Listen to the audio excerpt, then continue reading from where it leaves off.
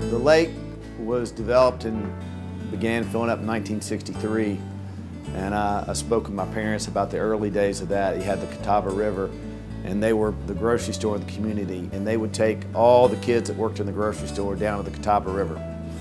And once the lake started filling up, there was a piece of the lake, Lake Cornelius, that filled up first, which is not too far from the Lake Norman YMCA. And they would take the kids down there and water ski on Lake Cornelius.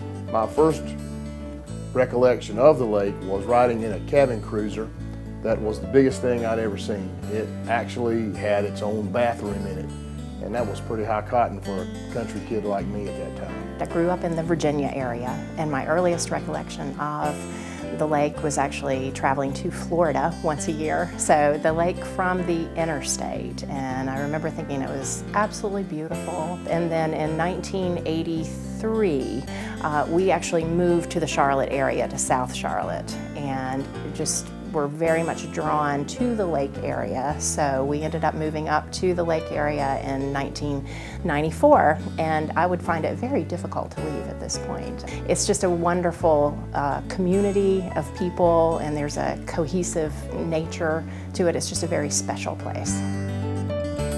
My first recollection of Lake Norman was in the fall of 1992. The company I worked for had an office in Charlotte, and I drove down from Statesville and I went over those two causeways and looked at the lake and thought, wow, what a really neat place. Little did I know that 7 years later, my wife and I would move to the Lake Norman area and raise a family.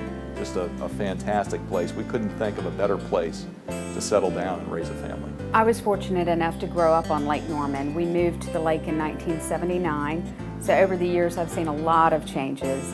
I would say that rather than one big event that I think is signature in my memory, it's the memory of so many little events that made for just an amazing childhood. It's a wonderful place to live. I wouldn't want to live anywhere else.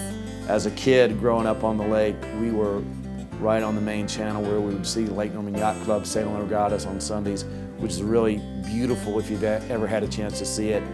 In the cove where I grew up, which it was dubbed Cashin's Cove, I don't know who named it, but it's a Guinness Book of World Records. It's the big raft up. And there was lots of boats tied up in that cove, and I certainly remember riding through that over the years. The fireworks at Lake Norman Marina are always a great one for the holidays. People remember that. There are many ways that Lake Norman has affected our local communities. It's brought a lot of wealth and affluence to our region that would not otherwise be here. The McIntosh Law Firm would be representing a very different type of client.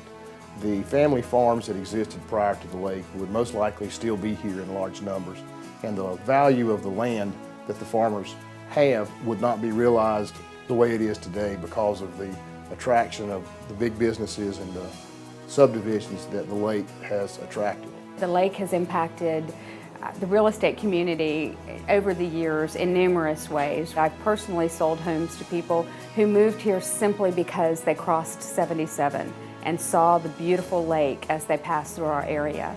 So the lake is key to the real estate industry. My business would actually not exist if there was no Lake Norman.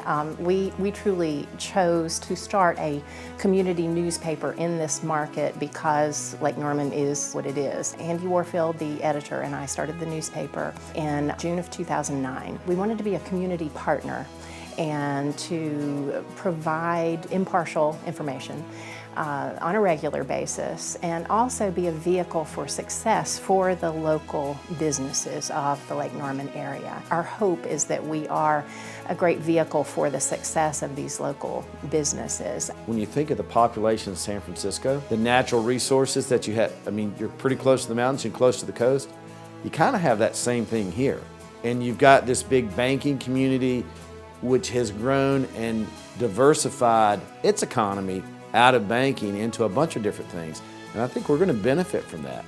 I have participated in a number of events in the Lake Norman area. The triathlons at Jatan Park come to mind, and also the dragon boat races each spring are great events. But for me, the one that stands out the most is Big Day at the Lake.